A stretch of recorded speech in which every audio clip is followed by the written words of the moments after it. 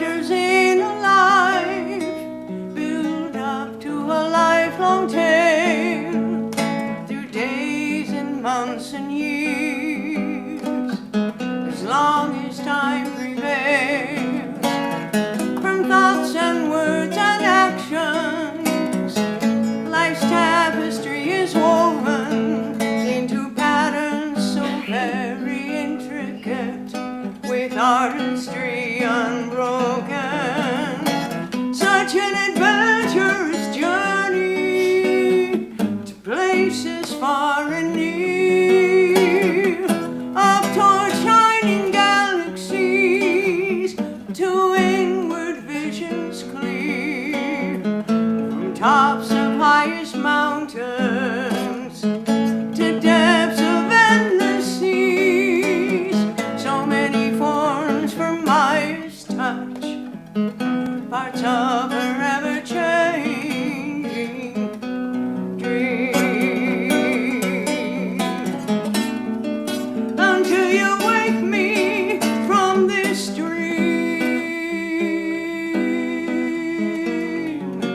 please be in this dream with me. Mother, father, child, friend,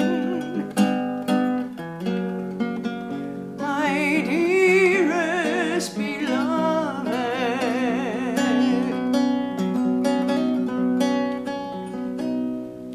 there are heroes and villains, there are sages and saints, there are singers and lovers, and there are artists with pains, there are parents and children, and very powerful kings, there are rich men and poor men who are beggars of many things.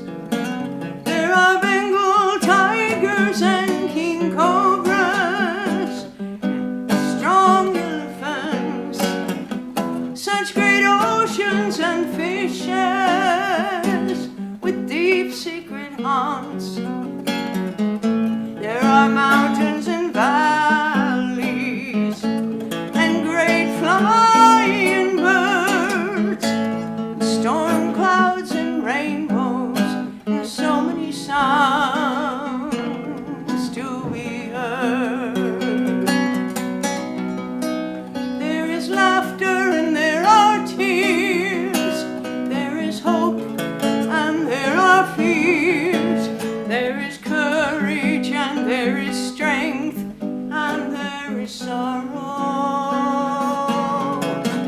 There are songs to be sung and so much work to be done, and prayers to be said for today and tomorrow. There is night and then there's day, as time keeps on slipping away, affecting both the old and young in this whole world spinning. There is shyness and boldness and warmth and coldness and unending compassion for all under the sun. Chapters in a life build up to a lifelong tale through days and months and years, as long as time prevails. From thoughts and words and actions, life's tapestry is woven into patterns so very intricate, with artistry unbroken. Such an adventurous journey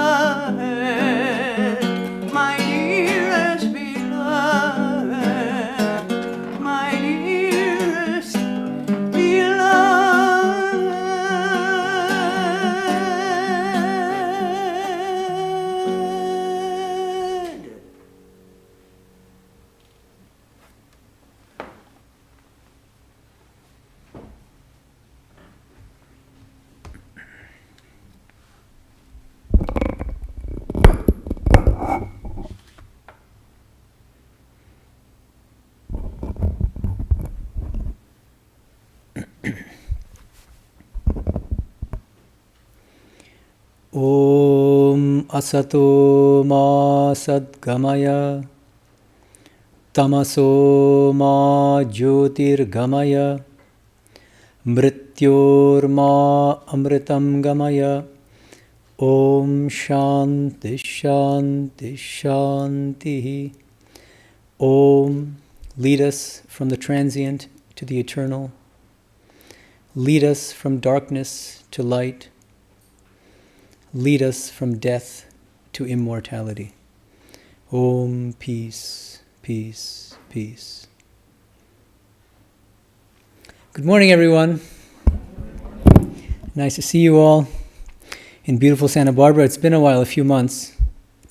I always love coming here. I think we're living in unprecedented times. If we were to ask what's most unique and distinctive about our current age, I would say that we're living in an age of instant gratification. I'm saying this as somebody who's about to turn 44. I grew up in Boston in the 80s and early 90s when it wasn't quite that age of instant gratification that we have now. So to watch my favorite TV show, I'd have to wait a week. Now we have what? Netflix, streaming services, this thing called binge watching. You can gorge yourself on whatever your favorite show is, watch 12 episodes in a day, just stopping for eating a meal, or eating while watching it, in fact. You don't even need to stop.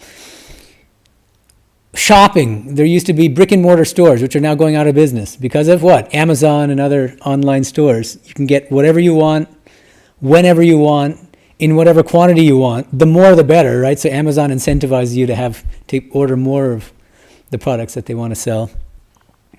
Pornography is ubiquitous. There's so many different and varied sources of instant gratification now, and I think that we're living in unprecedented times because they've never been so easily available in as much quantity as we want, really. And I think we have yet to kind of reflect on the implications of this current age that we're living in. Times have changed, and we need to also kind of think more deeply about what that means for us and how we can navigate these unprecedented times. You might be wondering, well, isn't that a good thing? We're living in an age of instant gratification. We can get whatever we want, whenever we want. Isn't that nice? If only it were that simple. The problem is what I would call the paradox of instant gratification. The problem is we're more miserable than ever.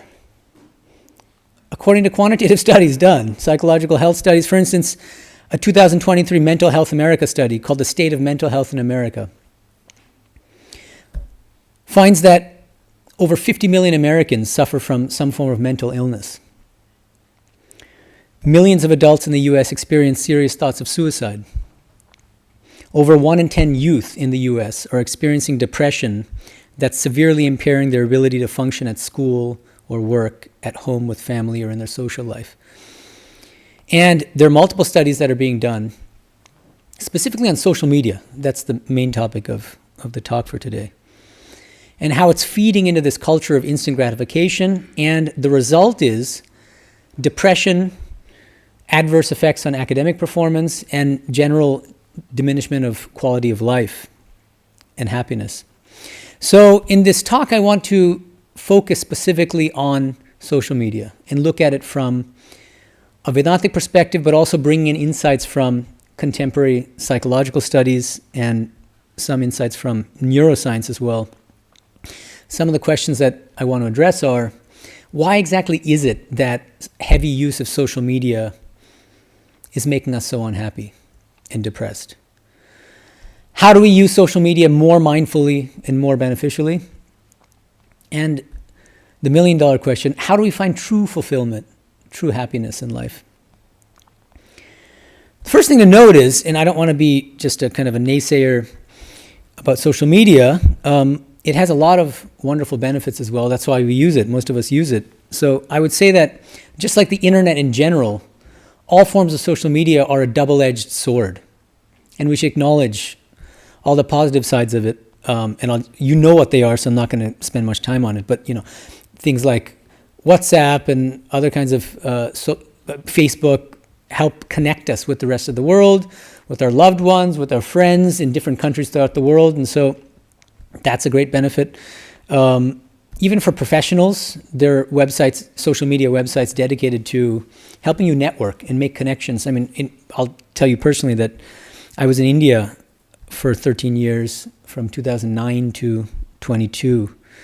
And I'm an academic philosopher. I was at a university, but I didn't have access to world-class libraries like I did here. And so one of the benefits of one of these sites that I would use called academia.edu, which is an academic social media site, is that I could connect with scholars throughout the world, ask them directly for their articles. They would send them to me, and use different websites to get articles that I couldn't get in India. So that's just one example. So there are a lot of benefits. I don't need to preach to the choir about that. But I do want to focus more on the dark side of social media. If we use it too much or irresponsibly, what happens and why it happens.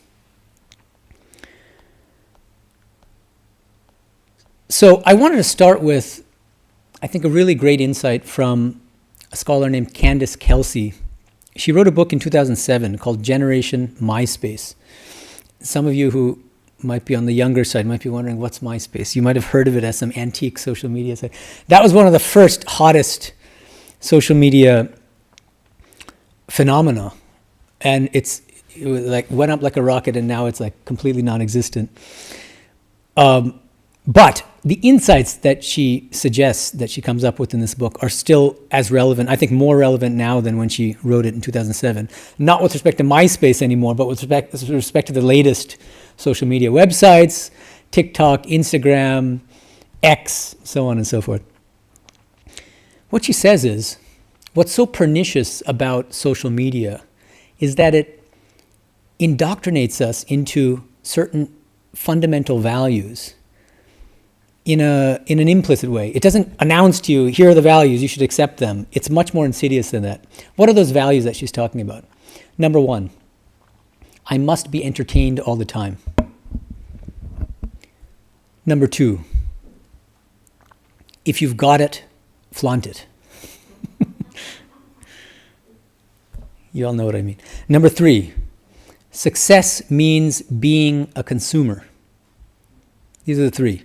One, I must be entertained all the time. Number two, if you've got it, flaunt it.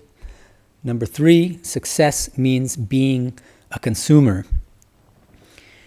One of the reasons why I think it's so helpful and powerful to bring Vedanta into the picture and into dialogue with these issues regarding social media is that Vedanta is a very deep spiritual philosophy that isn't content with treating symptoms.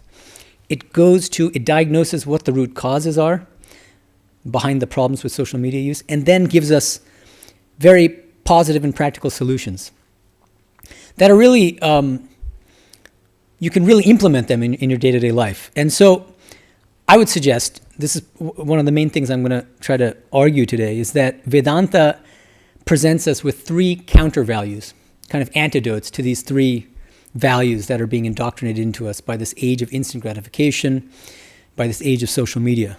So in opposition to this first value, that I must be entertained all the time, Vedanta tells us, if you center your life around various forms of entertainment and instant gratification, that's a recipe for unhappiness, depression, and lack of fulfillment. And Vedanta further adds that the secret to a more fulfilling and happy life is to incorporate other forms of joy based on delayed gratification, the opposite of instant gratification. We'll talk more about that in the course of the talk. Second value that social media and this age of instant gratification instill into us, if you've got it, flaunt it, which means what? We'll talk about this later, but especially teenage girls, but everybody, they're posting pictures of themselves with various filters and airbrushes and this and that to look as beautiful as possible, to get more likes and retweets. What do? They wear as little clothes as possible so that they get, praise from their friends or from so-and-so. What's the Vedantic antidote to this? Don't be so body conscious, because ultimately we're not the body. The body is our instrument. We're not even minds. We're eternal divine souls, using the body and mind as its instruments. Just as many of you came here by vehicle, you don't say, I am my Honda. I'm using the Honda to get to fulfill my purposes, to achieve my purposes. So Vedanta says the fundamental reason why we're unhappy is because we're body conscious. And social media, all these different forms of instant gratification are just strengthening our identification with the body. So the real root problem is our identification with the body. So the root solution is, the deepest solution is, try to incorporate different practices, spiritual practices, activities, ways of being in our day-to-day life that help us to erode our identification with the body-mind complex and to realize our deeper spiritual nature. Third value, as I said, success means being a consumer. That's what's being drilled into us on a daily basis by social media in our current age. What does Vedanta say? True success is not measured in terms of how much money we have, what we own, what kind of VIP friends we have, but in how unselfish we are, how giving we are. Can we bring joy into the lives of other people? And are we content with what we do have?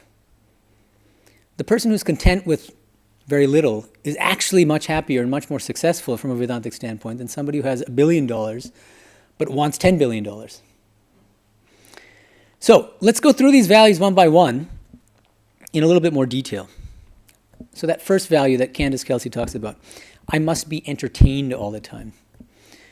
This is what's being drilled into us in this insidious way. It's not overt, usually, but it's covert, and that's what makes it even more dangerous, because we're not aware of it. It's a kind of unconscious indoctrination that's happening. I would say from a Vedantic standpoint that the value can actually be reformulated a little bit more broadly. It's not just that I must be entertained all the time. I think the deeper value is I must be gratified all the time. I must be gratified all the time. And entertainment is just one form of instant gratification. There are many other forms that it can take. Social media is uniquely geared toward instant gratification. It's all about, it caters to a short attention span, and it makes our short attention spans even shorter, basically. It specializes in that. So you'll find very short clips, X, Twitter, what was formerly Twitter. They restrict word count, right, or character counts, I guess. The longer a video on YouTube, the less likely it is that people will watch it. And so you have this incentive to make them as short as possible. Articles now, they'll warn you how many words an article is. These are things that you wouldn't find in the past, in the 90s, And if it says it's 2,000 words, then you lose like 80% of your audience. Another part of the issue is there are extremely sophisticated algorithms driving these social media websites, designed by some of the greatest programming minds in the world. And what happens? The moment I click on a video or a TikTok or whatever, what happens? The algorithm kicks in. It knows what I like, and it gives me what? 10 more of the same thing that I just clicked on, except even more kind of intense, strong. And I get sucked into this kind of echo chamber. And it's very hard to get out of that vortex once you get sucked into it. You sort of lose agency. You become a puppet in the hands of these algorithms. It's very disturbing. There's a documentary that came out a few years ago called The Social Dilemma, which is all about algorithms, these algorithms driving social media and how pernicious they are. Tristan Harris, who was a former Google employee, he said, if you're not paying for the product, we might think social media is free and so it's great. We get all the benefits without having to pay for it. He says, if you're not paying for the product, you are the product. You are the product. And that's the problem, is that we have become commoditized. And it's a multi-billion-dollar industry, selling other people's data to learn our likes, our dislikes, our preferences, our leanings, our biases, our prejudices, our political leanings, so on and so forth. We become the commodity. There's a Vedantic text called Vairagya Shatakam, which means 100 verses on detachment. The line is Bhogana Bhuktaha Vayameva Bhukta, which means we're not enjoying enjoyments. We are being consumed by those very things that we're trying to consume or enjoy. That's the paradox, is that we're becoming puppets in the hands of these websites, these algorithms, and so we have to be very careful. Another thing, I used to study poetry in grad school and undergrad. Well, my favorite poet is T.S. Eliot. And in one of his late poems, Four Quartets, there's this great line. He says, imagine 1930s roughly, late 1920s, early 1930s. He's living in London, and he's picturing a London subway. And at that time, no TVs or smartphones or anything, but there were newspapers. And so the scene he's sketching is people, like a bunch of people sitting on the subway, train together, but nobody's actually talking to each other. They're just staring at their newspapers. And he has this line, distracted from distraction by distraction. And I think that's more true now than it ever was. Because now it's not just newspapers, it's a million different ways of, there's AirPods for music, for podcasts, there's smartphones to watch anything you want, and a million other things. So the situation is much worse now, distracted from distraction by distraction. And it's affecting things like academic performance when it comes to students. It has real consequences. Dr. Hamlet has done studies on this. He says, basically multitasking is not possible. What you end up doing when a student is working on a homework assignment and then suddenly gets a ping, a notification, and then shifts to the phone. He says, what you end up doing is really just switching back and forth between two tasks rather quickly. There's a cost to the brain. And as a result, academic performance suffers, and we're producing a new generation of kids who have extremely short attention spans, and they're less able to contribute to the workforce and to society. Another really important part of the puzzle here is that social media is like a highly addictive drug. Anna Lemke is a psychotherapist at Stanford. She wrote a book published a few years ago called Dopamine Nation. She says there, the smartphone is the modern-day hypodermic needle, delivering digital dopamine 24/7 for a wired generation. All of us have smartphones with us at all times, so it's even worse than a syringe in a way, because the syringe is not, you don't keep it on you, or at least most people don't, right? But here we can, whenever we want that hit, we just take our phones out and we get the hit we're looking for 24/7. Just imagine a 24/7 dopamine syringe. What's dopamine? It's considered popularly as the feel-good chemical. It's a neurotransmitter that's responsible for making us feel motivated, happy, satisfied.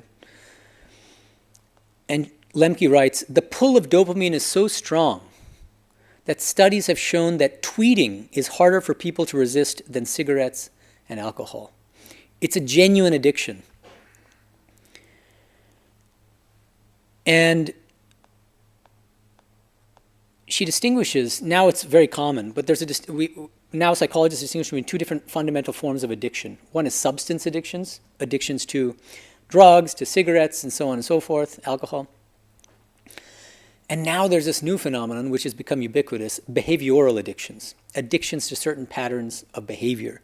And social media use is playing a large part in the role of promoting and perpetuating behavioral addictions.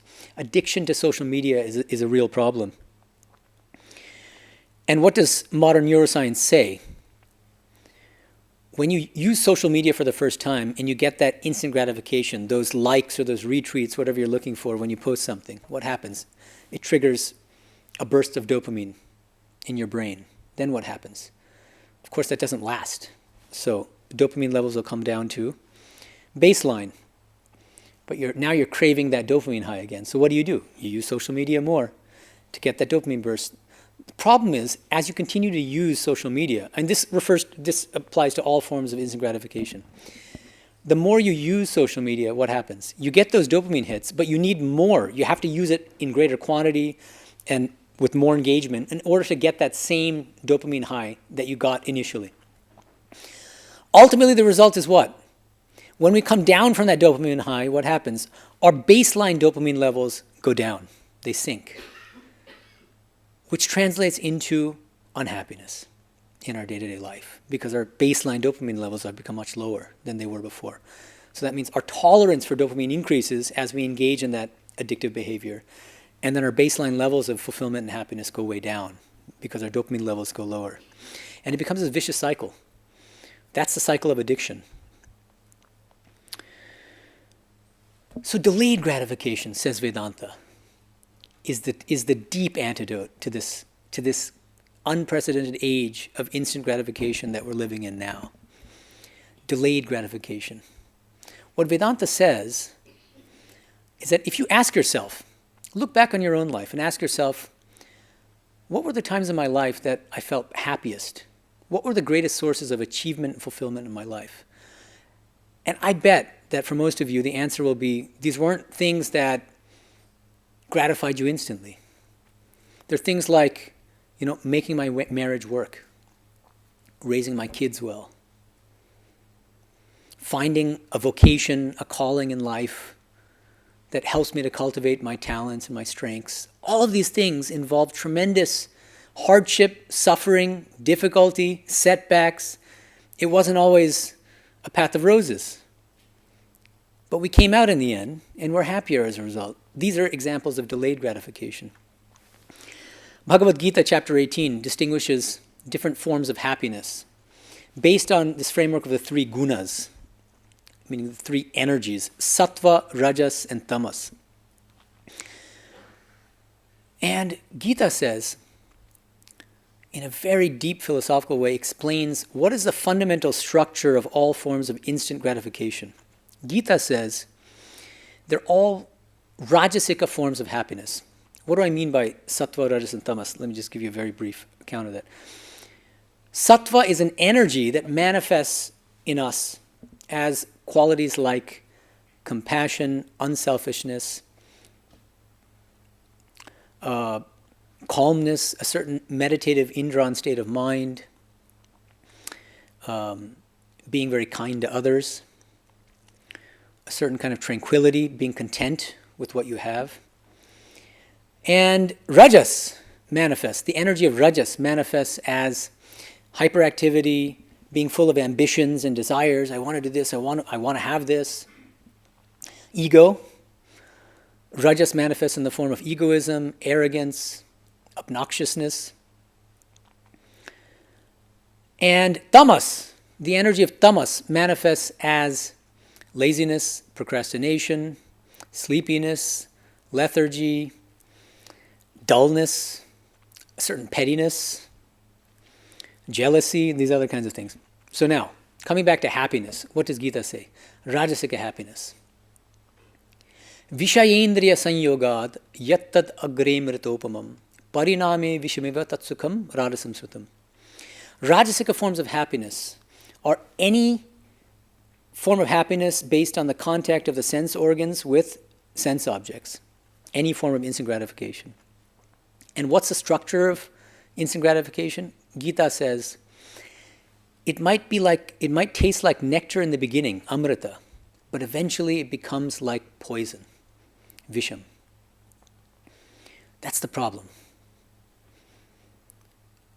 We crave it because of that initial amrita, the initial nectar, the initial joy, forgetting conveniently about the negative consequences that will inevitably follow. Why? Most fundamentally because they're impermanent. That's the most fundamental defect in all forms of instant gratification. They don't last. If they did, wonderful, but they don't. And so there's been study after study finding that people who are able to delay gratification have much better life outcomes than those who cannot. There's a famous marshmallow test done decades ago, which I'm sure many of you have heard about, so I'm not going to mention that. But there are other more recent studies done on the same phenomena. There's a Swiss scientist named Christian Lucha. He's done these studies with mice. And what he did is he puts on one side of the cage a dopamine delivery device where if the mouse just hits the lever, it'll get that dopamine hit. So he sees what the mice do. Mice hits the lever, gets that burst of dopamine, gets addicted, and just keeps hitting the lever. And Christian Lucia, he says, they won't stop. They won't stop to eat. This reminds me of this book, this famous novel, which some of you might have read, Infinite Jest by David Foster Wallace. It's about this certain thing that's so entertaining, a certain kind of video, that people will they can't stop watching and they end up dying, but dying very happily. So it's kind of like that. And then he does a variant on the same experiment, where what he does is that dopamine delivery device is still on that other side of the cage, and the mouse is on the other side. But in between, he places an electrically charged grid, which actually electrocutes the rat as it walks on it. And the idea is to see whether the mouse, he wants to see whether the mouse will still brave walk over the grid, even though it's undergoing great pain, in order to get to that dopamine. And lo and behold, it does. And what's worse, I mean, it's kind of a cruel experiment, to be honest, because even after the mouse gets to the dopamine delivery device, it's still on the grid. And so every time it hits the lever, it's still feeling pain.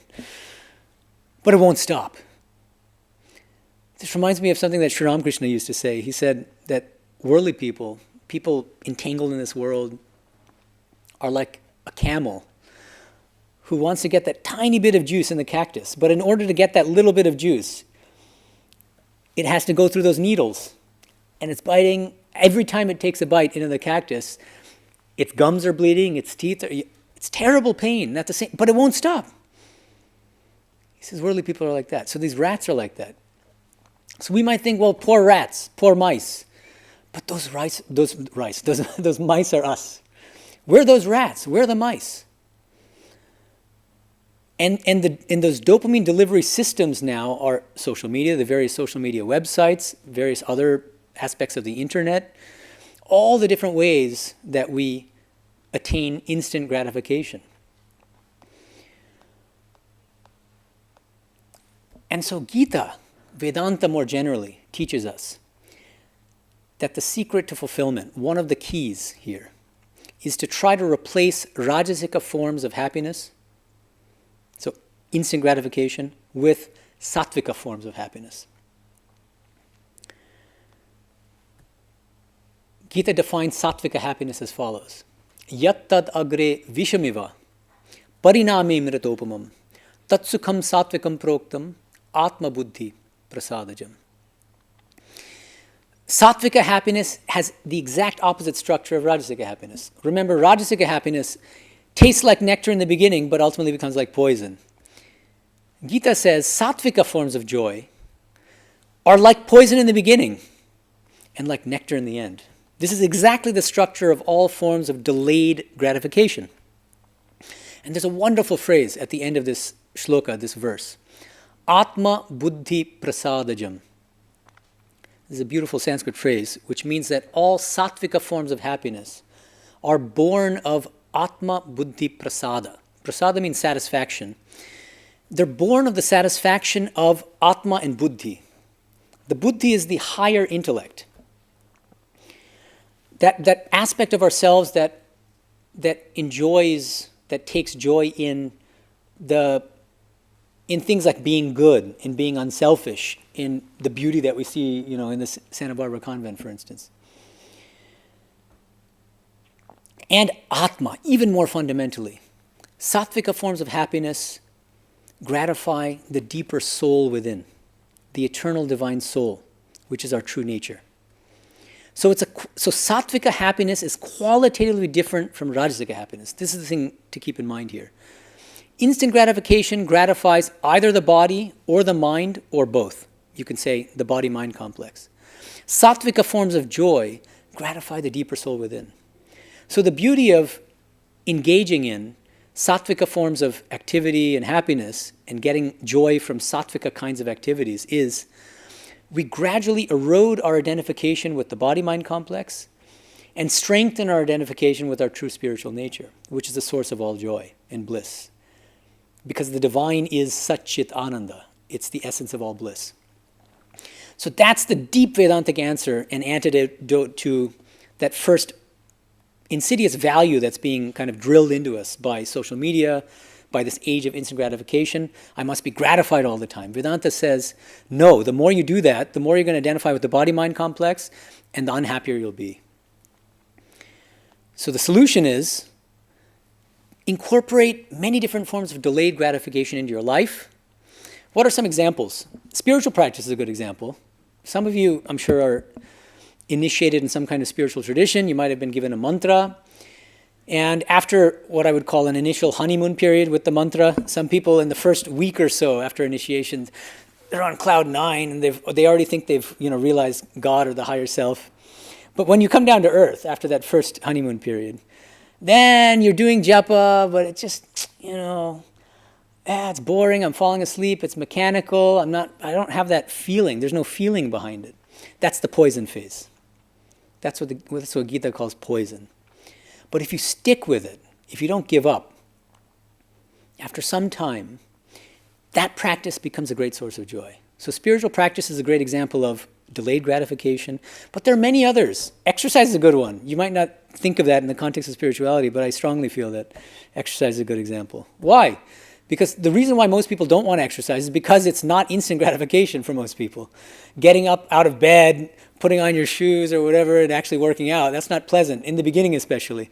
But eventually, once you get into the habit of it, once you get in the swing of things, what happens? You ask people who regularly do exercise or play sports, they'll tell you that it's a wonderful source of joy. And I'll just mention, it's somewhat tangential, but I still think very relevant here. I mentioned in the beginning these major studies coming out, like the state of mental health in America, finding that mental illness has become pervasive and a huge problem. What studies are showing is that if psychologists and psychiatrists, therapists, instead of just knee-jerk prescribing some kind of antidepressant or something, if they first prescribe regular exercise, what they're finding is exercise is 1.5 times more effective than prescription medicines in helping with mental health issues. It's not just like a feel-good statement. There's actually quantitative evidence to back this up. Another form of delayed gratification I'll mention. Martin Seligman, he's considered the father of positive psychology, which is a new burgeoning field within psychology that focuses on not just about getting normal, becoming normal, freeing ourselves from neuroses, from mental illness, but from living a maximally fulfilling and happy life. And in his book, Authentic Happiness, he says that one of the keys to authentic happiness is based on 2 steps. Number 1, identify what he calls your signature strengths. What are you best at? Your talents. Instead of focusing on your weaknesses and trying to improve them, what are your strengths? And number 2, find a calling, find a vocation that helps you to cultivate those strengths and use those strengths on a daily basis. Delayed gratification. Even if you're talented at something, it doesn't mean that it's going to be a walk in the park to do things. You might be really good in rocket science or marathon running. But any marathon runner or rocket scientist will tell you that there's a lot of hard work involved, a lot of delayed gratification, a lot of sleepless nights, working in the lab, so on and so forth, right? For anybody who knows something about Vedanta, this should remind us of something in the Bhagavad Gita. Bhagavan Krishna, millennia ago, said exactly the same thing. Swabhavaniyatam karma kurvan napnoti kilbisham. Try to find a line of work, a calling, that is in line with your swabhava, your swadharma. These are the terms used in Sanskrit. Your own law of being. Figure out what makes you tick. Find a vocation that helps you to cultivate those unique strengths of yours. And try to take the ego and desire out of that work. That's also really important. And this is something that's missing from positive psychology as far as I'm aware. Seligman has the 2 steps. Identify your signature strengths. Number 2, find a calling that helps you to cultivate your signature strengths. Vedanta adds a 3rd step. The 3rd step is try to take ego and desire for fruits out of the work. When you engage in that work, you can do it in a very egoistic way, seeking name and fame, seeking celebrity, seeking that promotion that you're looking for, seeking success. What happens if you fail? You become miserable. But the Vedantic approach is engage in that work, but try to take the ego out of the work. Try not to be attached to the fruits of the work. Try also not to be attached to the work itself. Why not be attached to the work? Because the moment you're taken away from that work for whatever reason, you become miserable. Right? So that third step is something that I don't find in Western positive psychology, but which you find in Vedanta, in the Gita, for instance. Okay, so that's a lot on the first value. Now I want to cover briefly the second and third values that are indoctrinated into us by different forms of instant gratification and social media specifically. If you've got it, flaunt it.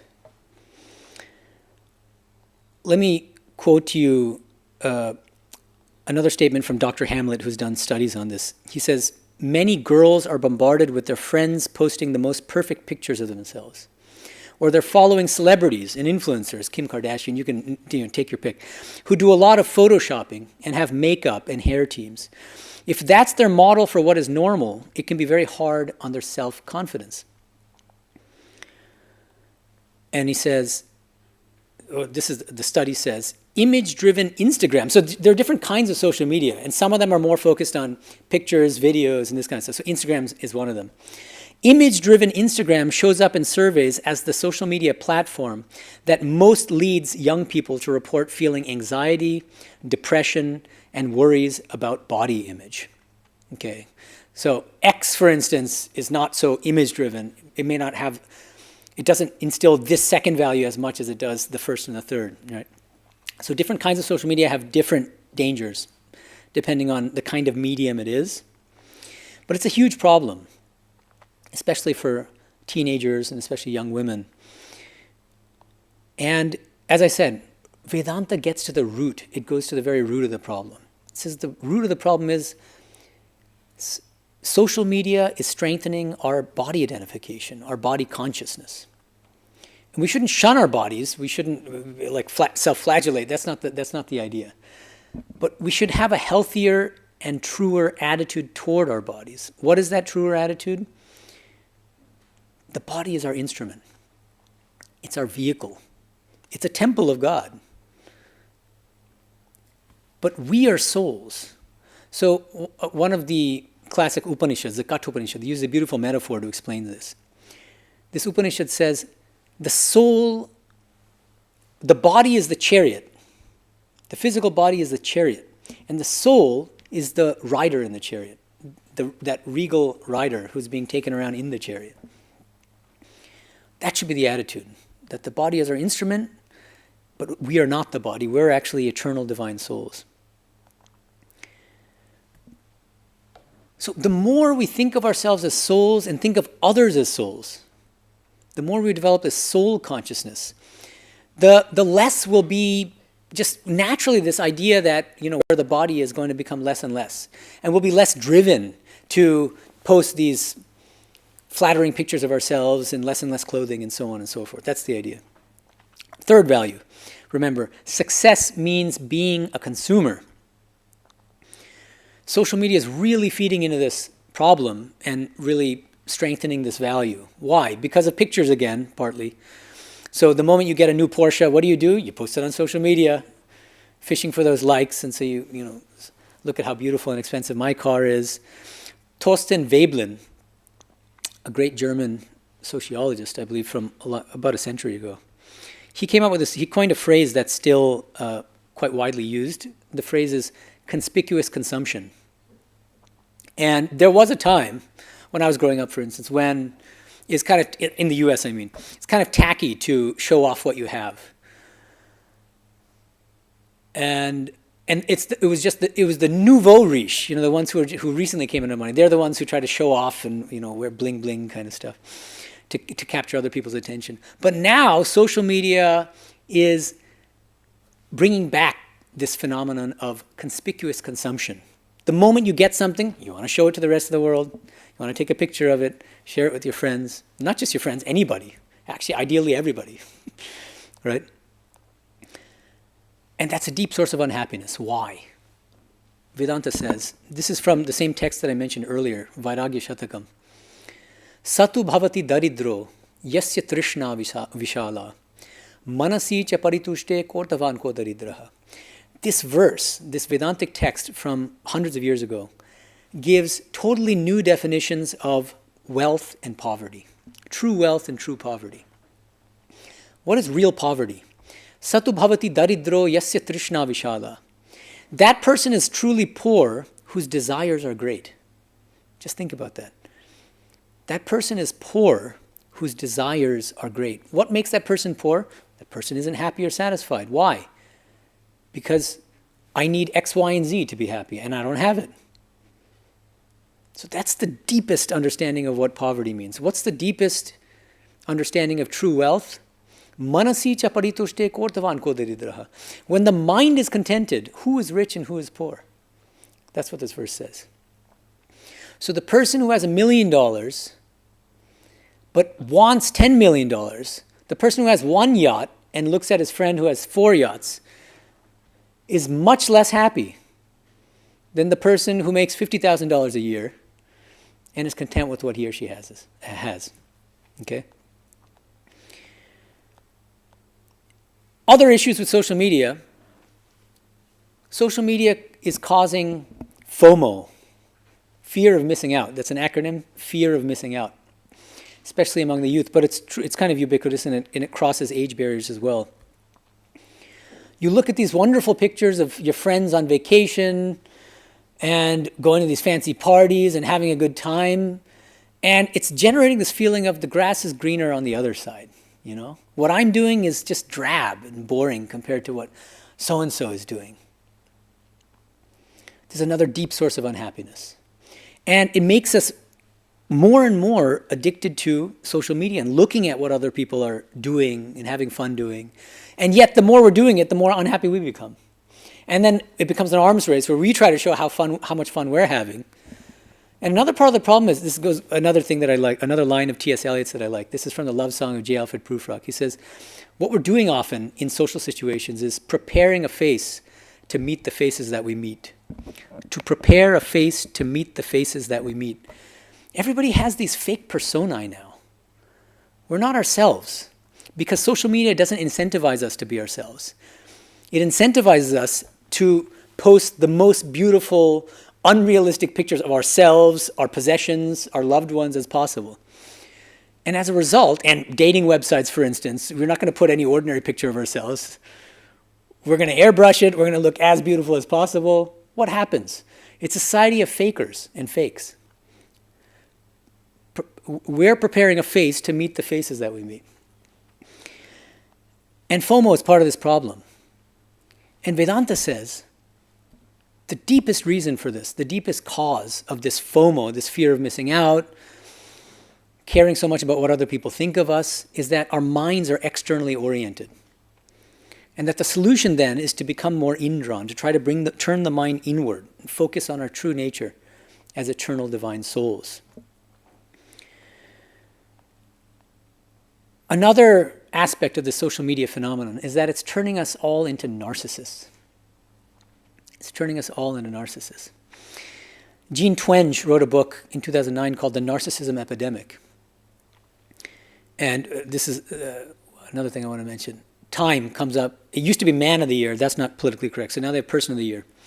Who was the Person of the Year in 2006? Does anyone know? Any guesses? Huh? You. The Person of the Year in 2006 is you. I think, and part of the purpose is to show that now, this age we're living in, is an age that turns each of us, or potentially can turn each of us into a celebrity. Andy Warhol said, the great postmodern artist, he said, in the future, we will all be famous for 15 minutes. And it's literally almost become true, thanks to social media and the internet. People want their time in the fame, no matter how short it is. And they're willing to do risky, dangerous, ridiculous, absurd, demeaning things in order to get those 2 seconds or 2 minutes or 15 minutes of fame. And what's tragic is, after they get that fame that they're looking for, what happens? And that fame doesn't last. They have to come down to earth. Some of the most popular social media influencers have committed suicide as a result. Their life becomes miserable because of that fundamental problem that these things don't last. All this desire for name and fame. And social media, I should mention, there's a really profound statement made by, it's kind of disturbing actually, YouTube co-founder Chad Hurley. He says, everyone in the back of his mind wants to be a star. So this is one of the co-founders of YouTube, which we all use, I'm sure. Think about how canny he was as a psychologist and the kind of algorithms that he and his team are building to incentivize becoming a star and to help us become a star, ultimately making us miserable.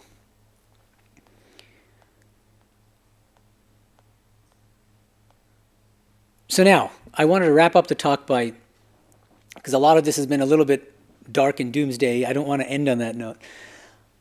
I want to end by talking about some practical tips and solutions as to how we navigate this, what I've been calling this unprecedented age of instant gratification.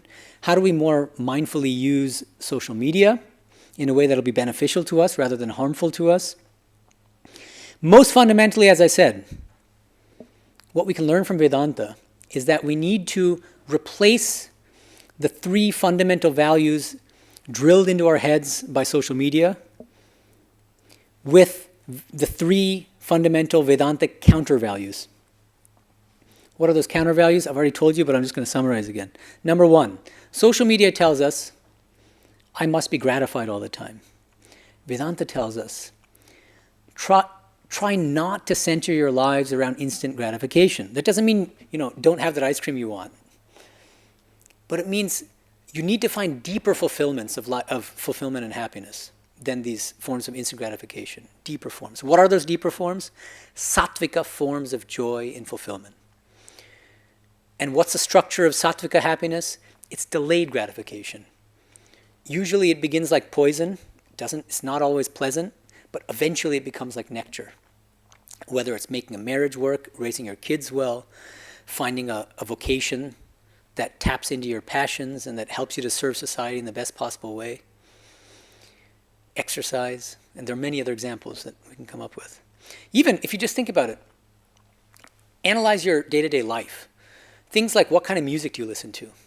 You can categorize the music you listen to based on these three gunas. Is it rajasic? Which means what?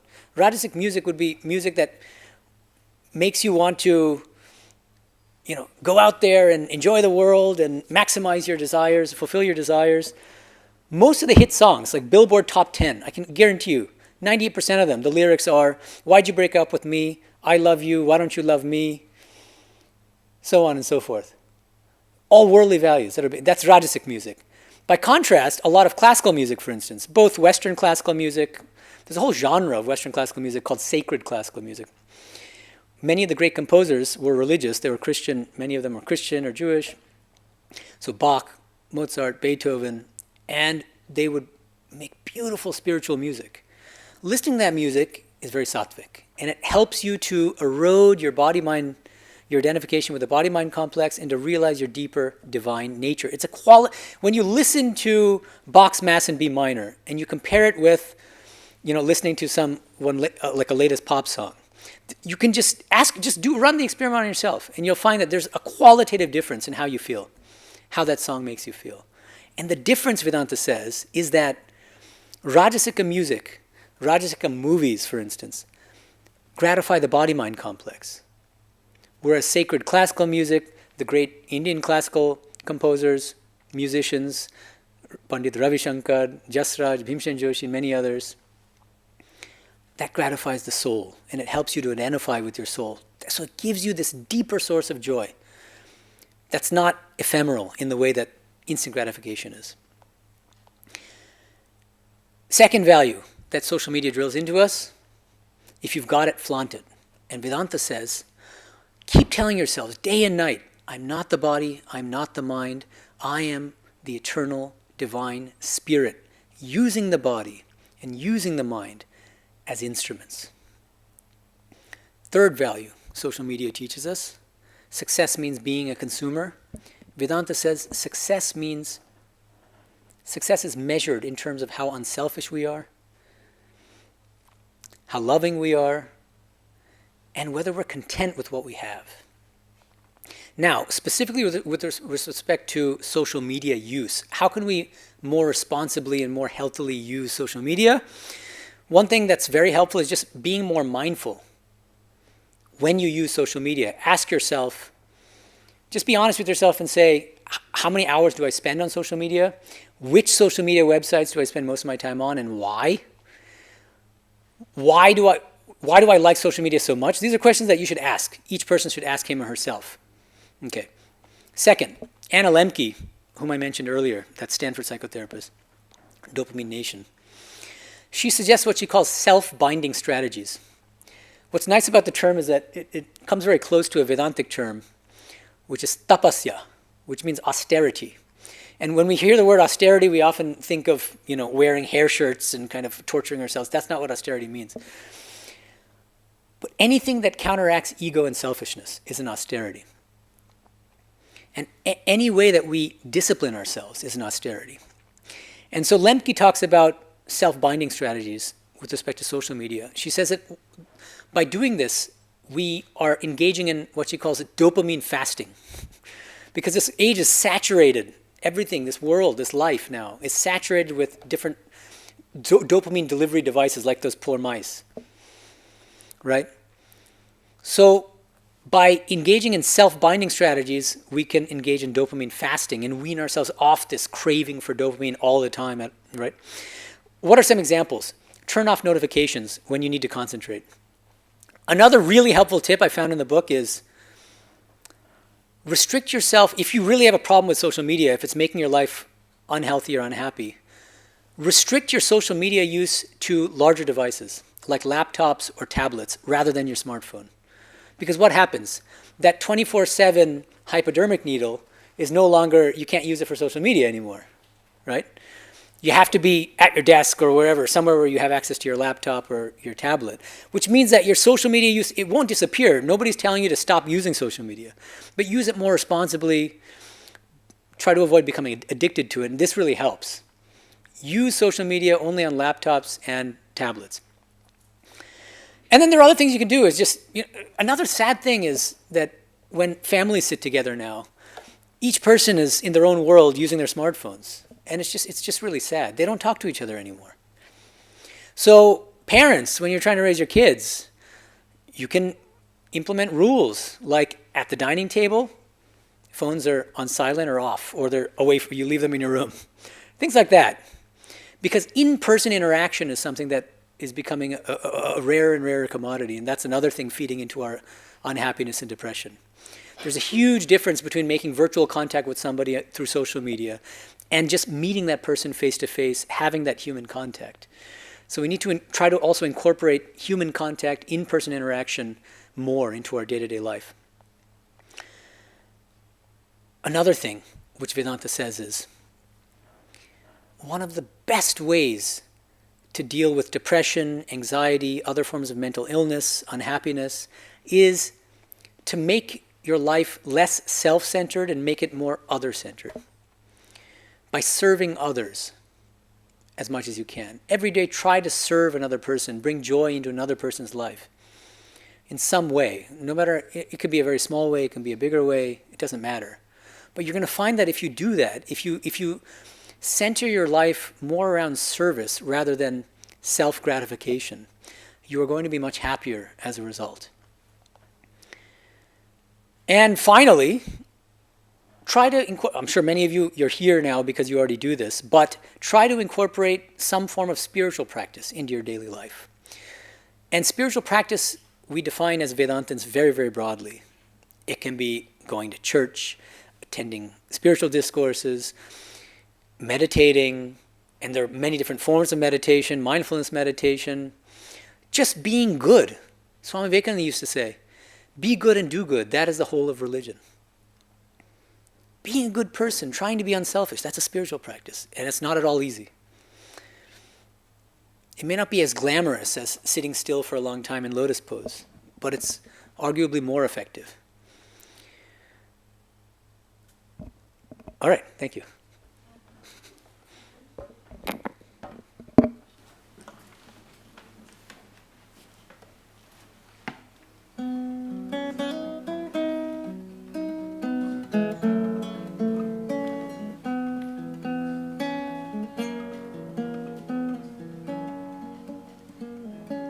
Time it comes and goes, like the rivers always run into the ocean. The future no one knows, and what will be is already in motion. Daylight follows night, and after rain there shines sunlight.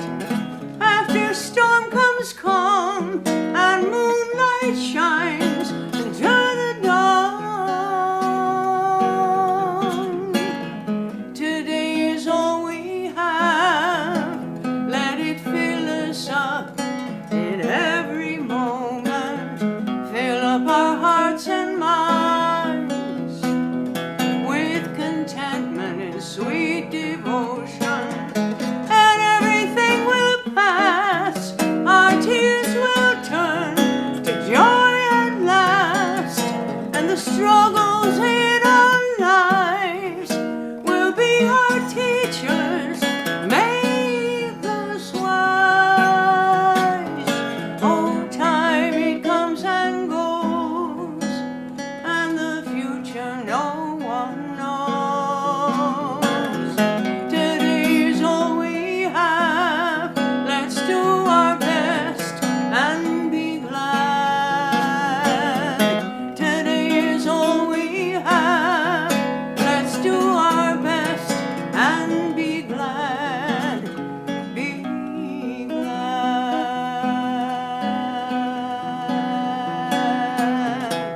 Be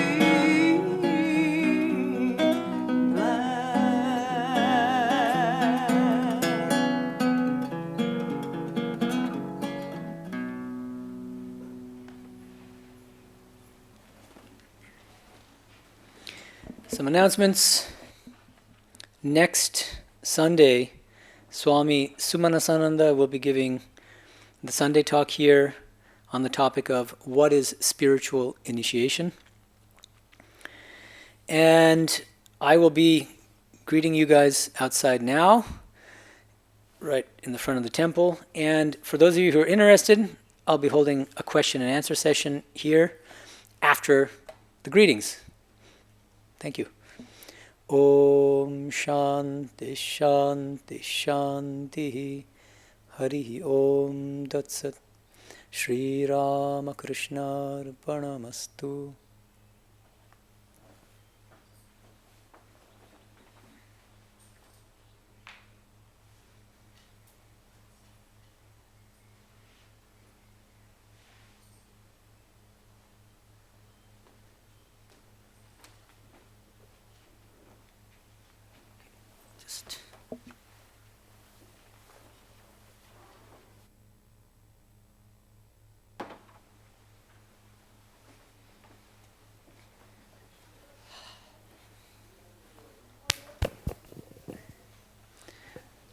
Hello everyone.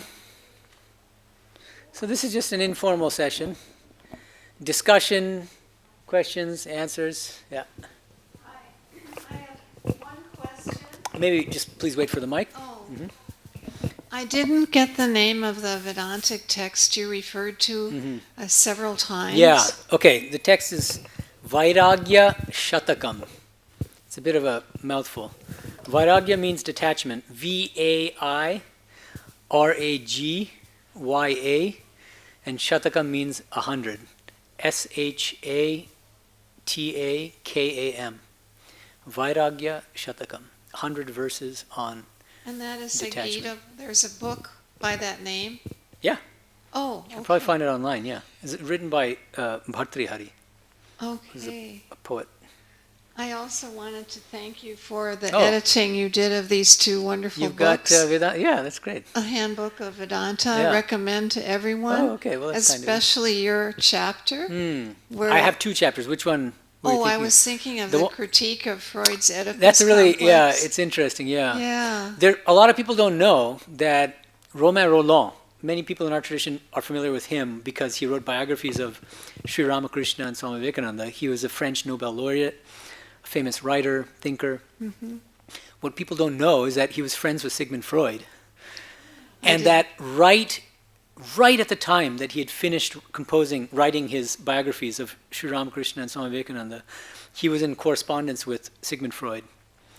And he sent copies of those books to Sigmund Freud. And Freud looked at them. I don't know how carefully he read them, but he at least looked at them, criticized them from his own psychoanalytic standpoint, saying that I don't believe in mystical experience. That's all kind of nonsense. And then they have this really interesting debate.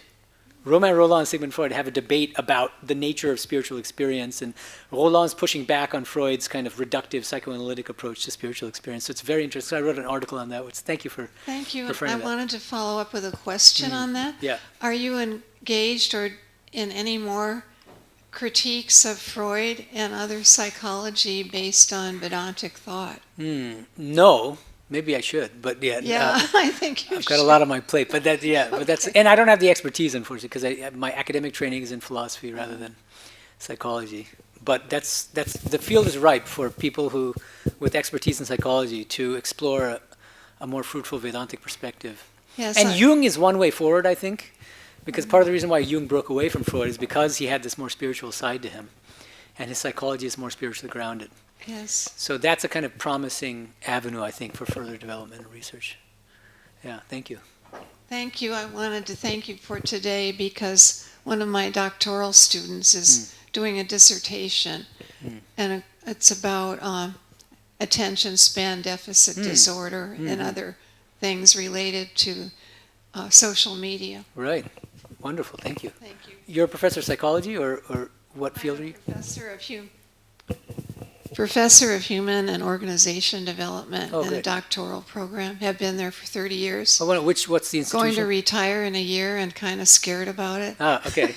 Especially what you said about you get to do what you love. Well, yeah. What do you do when you stop doing Now it? you can do it as a passion without getting salary or whatever, which is even better.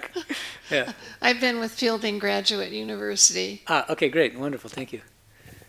Okay, other questions? Okay, somebody in the back.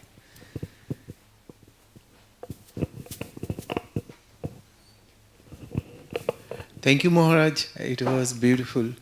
About Sattvic, Rajasic, Tamasic, those three guna you explained. A person who does meditation daily basis, does it help Yes. to bring off the Sattvic guna? Yeah, definitely. That's one of the main benefits of spiritual practice, but any sattvic activity. Spiritual practice is one form of sattvic activity, but there are many others. And the net result is you become more sattvic and less rajasic. And as a result, you don't need to find joy in the external world as much as you did in the past. You see, the more sattvic you become, the more content you are within.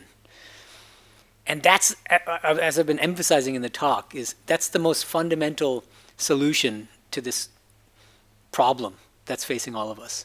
The most fundamental solution is finding contentment within rather than looking outward for our sources of joy.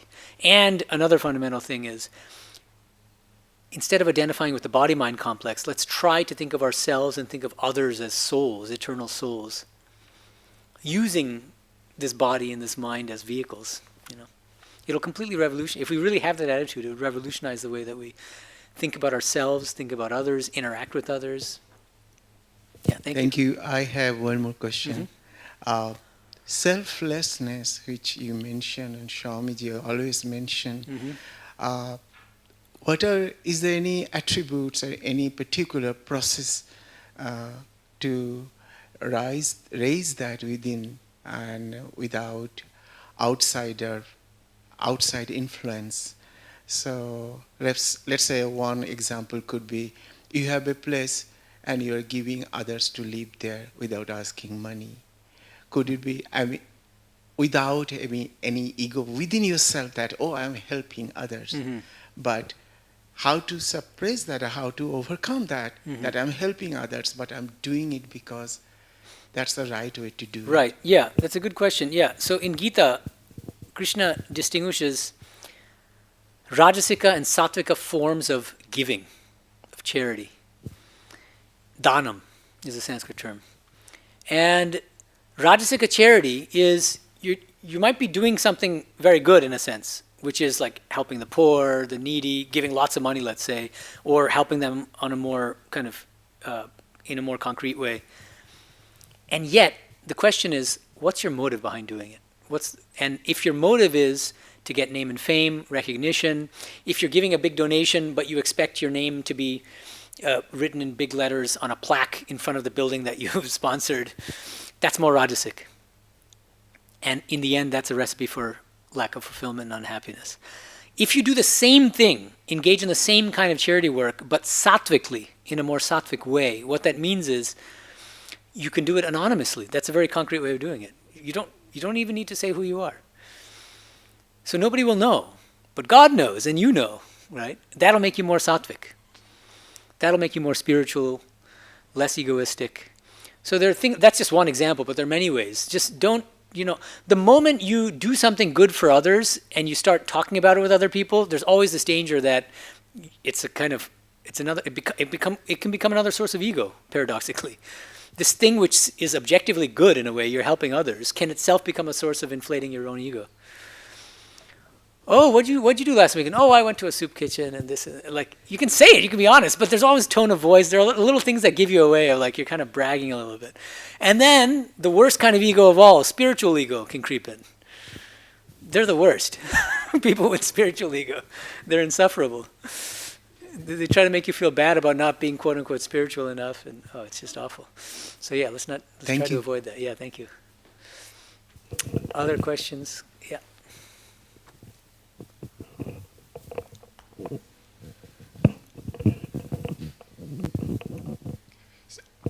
So I see the three gunas in the same form as I would see Brahman, Vishnu, and Shiva in those same categories. Or you could, everything falls into those categories. The atom, it falls into the same category. So in Raja, if you have some God-given talent or inspiration towards something, to nurture that is through inspiration. If you want to make a career out of it, then you're now in the Raja form of it, which is okay, but still you might not be satisfied in it.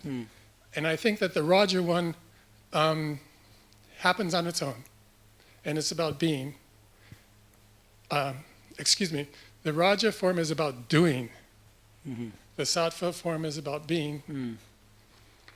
And so you have creation, sustenance, and then you would have transformation, would be the tamas. In my life, if I want to get out of the loop, I go right for Shakti. Give it all up. And that's my solution. If not, I'm going to have to fight in the Raja state to sustain it, and it's going to die anyway. Yeah. So if someone is orientated towards the Shakti point, the Shakti of transformation, throw the phone away, or whatever, what would be your way of talking about approaching it from the Thomas point of view? Okay, there's a lot there, so I'm not sure where to begin. So you mentioned, so let me take one thing at a time here. So one of the things you suggested, which I may not fully agree with, is you seem to think that, or suggest that, if you work for a salary, that automatically that work becomes rajasic. I don't think that's necessarily true. And so even if you're doing something as a job, as a salaried job, you can do that in a sattvic way, you can do it in a rajasic way, you can do it in a tamasic way. I'm sure many of you who work in companies, for instance, with coworkers will know that you can actually categorize the different people according to the three gunas, and that a more rajasic way of doing your salaried work would be being overly ambitious about getting that promotion, being cutthroat, that's another common rajasic quality. But not all employees are like that. And the people that you probably are, like the most and the more pleasant people are not going to be as rajasic. They're going to be more sattvic, which means what? Yeah, they're getting paid too. It's not that they're doing it pro bono. But it might even be, some of your coworkers might be spiritual aspirants, and they might be, what do they do before they start their day's work? They offer it to the divine, to Shakti. I think the word Shakti, was that the word you were using? Yeah, you offer it to Shakti. What you're doing should be an offering to the divine. That's what the Gita says again and again. In the midst of the work, once in a while, try to think of the divine. At the end of the day, it's salaried work, but still, offer it to the divine. What I've done today, however imperfect it may be, I offer it at your lotus feet, O Mother, Divine Mother. And so that's salaried work, but it's more sattvic. You see what I mean? So that's one aspect of it. Another aspect of your question is, or more of a comment, was that you think it's fruitful to map the three gunas, sattva, rajas, and tamas, onto the Trimurti, this Brahma, Vishnu, Shiva kind of paradigm. That's not, it's interesting, and I never really heard of that before. There are many ways that there are many things you can analogize the three gunas with.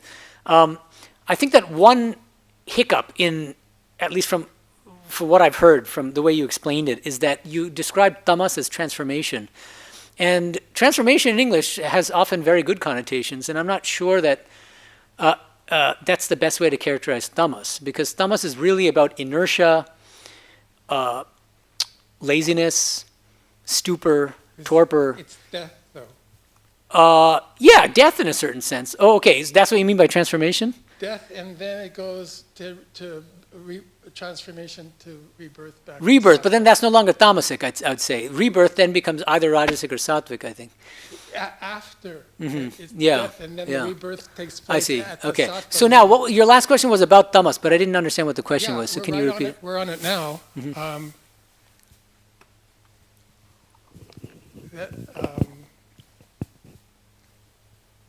Your approach is to make a better life, to do.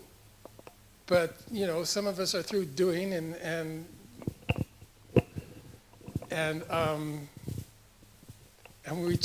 we don't want any part of it. Mm-hmm. So that would be more of the tamas, where becomes such a crippling force for reality to deal with that it's going to have to transform or it will kill us. Either way, that's okay. You're still in tamas.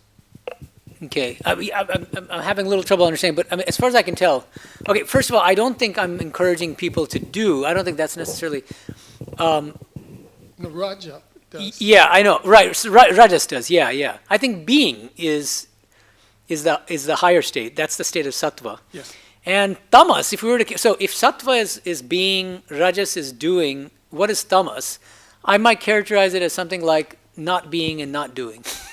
So not being present, Neutral. and avoiding work and not doing the work that's allotted to you, and not fulfilling the obligations and duties and responsibilities that you have, and instead kind of being petty and focusing on the mistakes and faults of other people.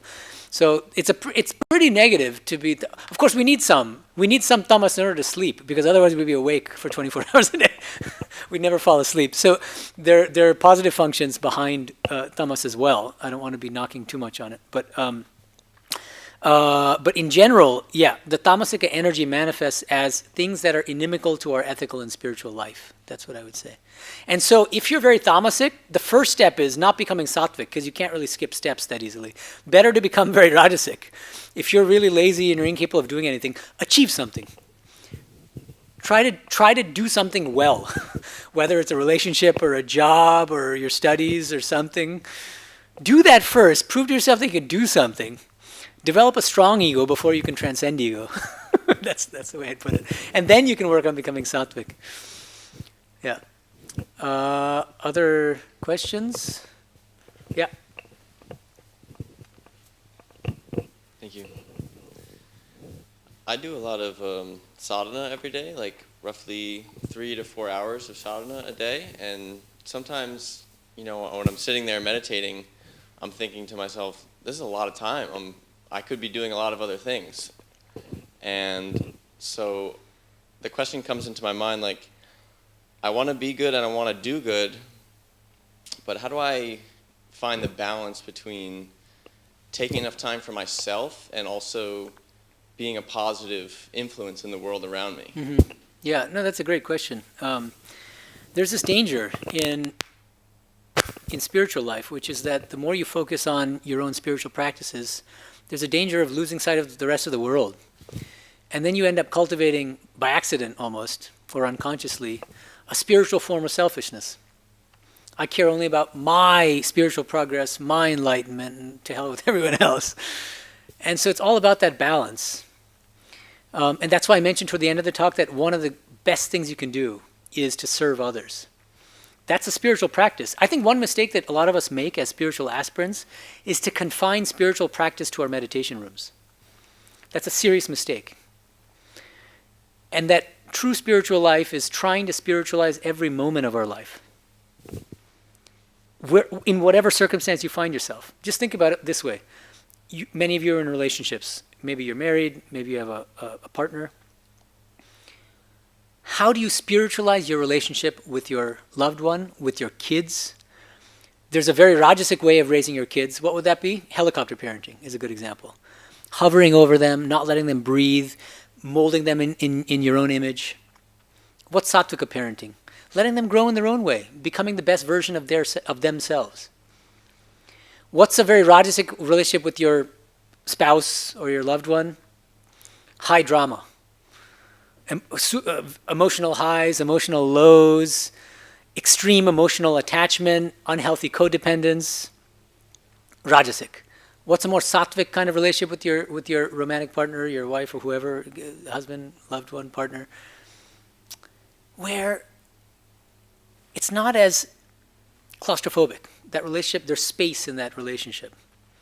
C.S. Lewis wrote a book called Four Loves. He was a great Christian thinker and novelist. And he contrasted the love of friendship with erotic love. And he said, the love of friendship is one where you walk side by side with each other. Friends walk side by side. And he says, erotic love is where you're face to face. So you see how that can become claustrophobic. But if you can, even in your romantic relationship, move away from the face-to-face paradigm and more toward the side-by-side paradigm, I think that would be a more sattvic kind of relationship. Those are just some examples. But as I said, when during your commute, if you have to drive to work, what kind of music do you listen to, for instance? You can spiritualize that music. What do you do for fun? What are your hobbies? You can try to spiritualize those hobbies. The kind of movies you watch and so on and so forth. What kind of people do you hang out with? Are they tamasic or rajasic or sattvic? Are they bringing out the best self in you? There's certain people, the moment you hang out with them, you become worse than you normally are. And there are other people that you associate with and you feel like, wow, I didn't know I could be this good, but this is, I got to spend more time with this person or in this activity because it brings out the better aspects of my nature. The better angels of our nature is the phrase used by Abraham Lincoln, right? That's what we should try to do on a moment-to-moment basis, is always try to be our best self and to engage in practices and to behave with people in ways that bring out our best self. Does that make sense? Thank you. Other questions? There's somebody right behind you, Durga. So Swamiji, you mentioned about keeping your ego out, detaching yourself with the work, right? Mm-hmm. How do you do that? How do you attain, I guess, if you keep your ego out, attachment out, mm-hmm. don't expect the fruits, mm-hmm. how do you still motivate yourself? How do you get the passion, the drive to achieve a success? Right. It's a great question, and it's a very common one. I'm teaching a class called Bhagavad Gita in the light of Sri Ramakrishna, and one of the main teachings in the Gita is to engage in karma yoga, nishkama karma, which means engage in work, but try to take the ego out of the work and the desire for the fruits and the desire for attachment, attachment to the work itself. And a common question that comes up is, well then, what's going to motivate me, if not the desire for fruits or my love for the work itself? There's a wonderful shloka in chapter 18 of the Gita. Mukta sango nahambadi dhriti utsahasmanvitaha siddhi siddho nirvikaraha karta sattvika uchyate. Again, the three gunas comes in. The sattvika doer, karta, has these characteristics. Mukta sangaha, free from attachment to the work or to the fruits of the work. Okay. Anahambadi, devoid of egoism, not being arrogant or egoistic about I am so great because I'm doing this work. But then, a really important phrase, dhriti utsaha samanvitaha, fully endowed with dhriti, which means perseverance. You don't just do something partially or half-heartedly. And utsaha, full of enthusiasm. Full of enthusiasm. And the question is, well, where does that enthusiasm come from? And where does that dhriti, that perseverance, come from? It comes from a change, a transformation in the attitude with which you do your work. Instead of coveting the fruits of your work, you're doing them for the divine or for your own higher self. That's the idea. That's why in the Gita, there's both a negative and a positive dimension to karma yoga. The negative dimension is don't be attached to the fruits of your work. Don't be attached to the work itself. The positive dimension is mayi sarvani karmani sanyasya adhyatma chetasa nirashi ninmamo bhutva yudhyasva vigatajvara. Chapter 3. Whatever you do, do it for me. Offer it to me. That's the positive side. If you can do that, just imagine, you've got kids, I just met them, right? When you do something for your kid, do you do it in a half-hearted way or do you do it with your whole heart? Because you love them and because you're doing it for them. Every mother, when they cook food for the family, at least Indian mothers, they'll eat last. They might eat with the family, but the point is, until the family is fed, they're not going to eat. Why? So that means you're going to be at your best. You're going to serve with your whole heart and soul when you're doing it for a person you love. And if we don't love God, then whom else will we love, right? So that's the idea. That's the secret to true motivation and success and enthusiasm in our work, is that when you do it not for yourself, but for others and for God, for the divine, then automatically you're going to feel this feeling, this attitude of service, of love, motivation, enthusiasm. And let me just finish that shloka that I'd referred to earlier, chapter 18. Sattvika karta. The last characteristic of a sattvika doer is siddhi siddhod nirvikaraha.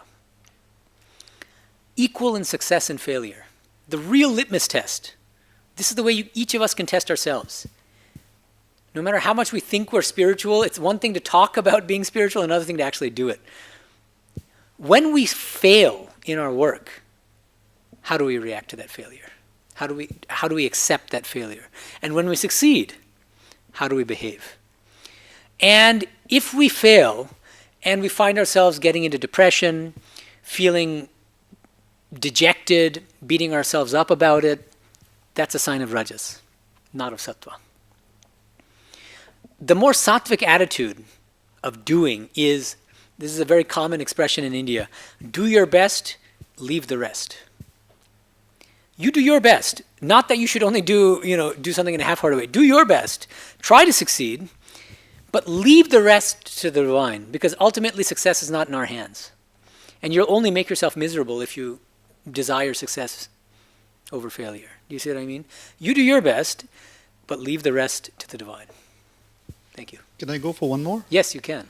So, give me the mic. You mentioned about leading a more sattvic life, away from tamasic and rajasic. But can you really do that? And without those two, they add flavor or more color to your life. Will your life be very bland? Just leading a very sattvic life. There's Gita is full of wisdom, and so there's a Gita shloka for everything. Like in every life situation, there's a Seinfeld episode for everything. So there's a chapter 2 shloka in Gita. Ya nisha sarvabhutanam tasyam jagrati sanyami yasyam jagrati bhutani sa nisha pashato munehe, which means that which is daylight to ordinary people is like pitch black, dark night to the yogi. And vice versa. That which is daylight to the yogi is like pitch black, pitch dark for worldly people. Remind me one more. Sorry, what was your question again? My question was really, Oh, bland, yeah. Yeah. So wouldn't a sattvic life be bland? And so my answer is, based on this Gita verse, is that it's bland from the standpoint of a worldly person and a source of tremendous joy and contentment and fulfillment for a sattvika person. Do you see what I mean? That's why, just think about yourself 20 years ago. I mean, this is true of my parents. They had first immigrated from India, and they were young. They were, 20s, in their 20s. In Bengali, there's a word, nemontonno. Some of you are Bengali, you'll know the phrase, nemontonno. That means you go to other friends' houses and you party until 1 or 2 in the morning, and you invite them to your house. It's a whole thing of reciprocation. And they would do that for years, and they would get great joy from that. And a lot of it is just gossip and what's called adda, and that's a pan-Indian kind of expression, which means just kind of like frivolous talk. But they used to derive great joy from it. Then at one point, my mother just said, I just got tired of it. I don't get that same joy from it that I used to. And each of you will have your own examples of that. The kind of stuff that you would do in your late teens and early 20s, you don't do it anymore. Not because it's like a great austerity or renunciation that you're resisting a temptation. No. It just doesn't, you don't feel drawn toward those activities anymore. And so as you become more sattvic, as you become more spiritual and incorporate spirituality in your day-to-day life, those things that you used to do, that you used to find joy in, they're going to feel more bland to you. Not even just bland or just distasteful. Like whether it's, some people had drinking issues or like going to nightclubs or this and that, or the kind of friends you hang out with, the kind of people you associate with. Everything starts changing. You're going to find if you're doing your spiritual practices properly, it's going to change your entire lifestyle eventually. And the very things that you might have found bland 20 years ago, you're going to find to be full of joy and grace now, and vice versa. Yeah? Thanks. Okay, anyone else? Going once? Going twice? Thank you so much, guys. Wonderful questions. Om Shanti Shanti Shanti Hari Om Tat Sat Shri Rama Krishna Arpanamastu. Very thoughtful questions. I appreciate them.